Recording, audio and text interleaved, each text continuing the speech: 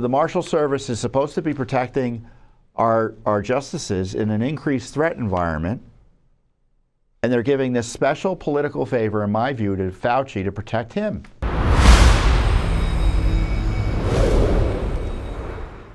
Who do you trust more, RFK or Anthony Fauci?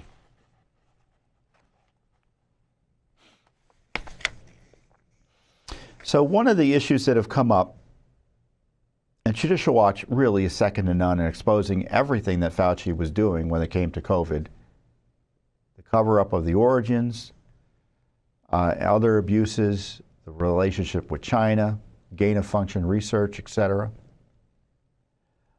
But there was news, or there were news reports that he was getting security after he retired, after being in the government for 40 or 50 years, whatever the number was.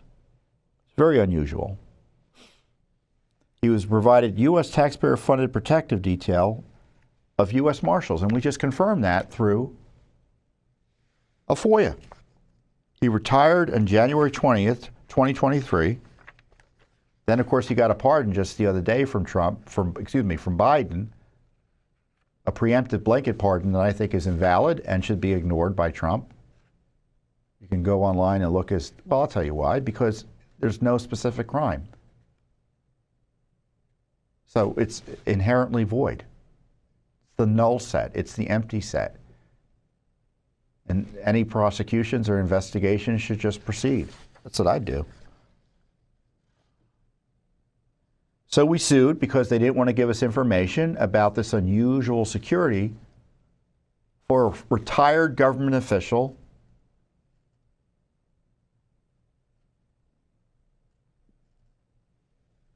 who was just a bureaucrat.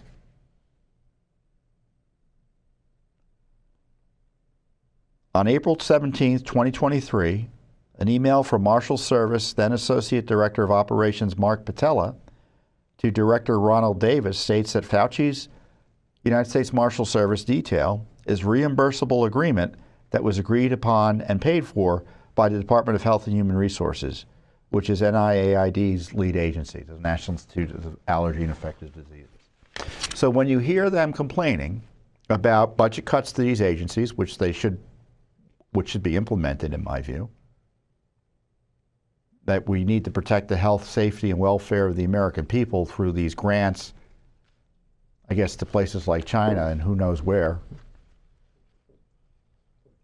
Just think of the money they're spending on this, which was millions for Fauci's security. And of course, they only gave us this basic information after we sued. We had to file a lawsuit. Now, the U.S. Marshals Service is the enforcement and security arm of the U.S. federal judiciary, which makes them providing security for Fauci even more unusual. Now, the Marshals Service is out there defending Fauci, yet the Justice Department, at the same time under Joe Biden, refused to prosecute these vicious leftists illegally protesting and trying to intimidate Supreme Court justices outside their homes. So the Marshals Service is supposed to be protecting our justices in an increased threat environment, and they're giving this special political favor, in my view, to Fauci to protect him. Now, I'm not a monster. I may look monstrous, but I'm not a monster. So if there's a genuine security issue for the former official Fauci, and the government may have an obligation, or maybe local police should be protecting him.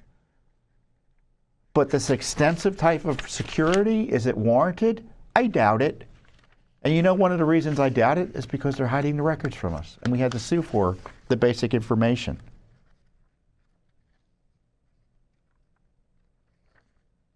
They talk about full portal-to-portal protection.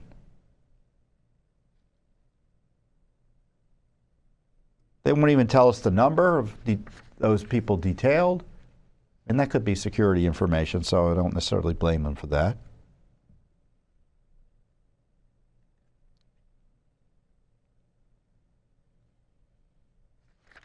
So they go through all this detail here. I don't want to bore you with the details because they don't really tell us much. But as I note, Fauci seems to have received the type of security reserved for a former president of the United States at obviously great expense. Now, President Trump, he shut it down. He reportedly ended Fauci's security detail. He stated to reporters in North Carolina on Friday, when you work for the government, at some point your security detail comes off, and you know you can't have them forever, so I think it's very standard. Well, I don't think Fauci getting security was standard at all, so Trump doesn't even have to defend it. And I encourage you to, and I think Fauci should be subject to criminal investigation, by the way, as I said. And I encourage you to get my new book, or go to our website and read everything we found about Fauci. Rights and Freedoms in Peril. It has everything you need to know, or almost everything you need to know, or much of what you need to know about what Fauci was up to and why I feel so strongly about holding him accountable fully under law. Rights and Freedoms in Peril, an investigative report on the left's attack on America. It's your guidebook to Fauci criminality, in my view. Great book. So, again, Judicial Watch again with the heavy lifting to get information about what I see as abuse of government resources. Thanks for watching. Don't forget to hit that subscribe button and like our video down below.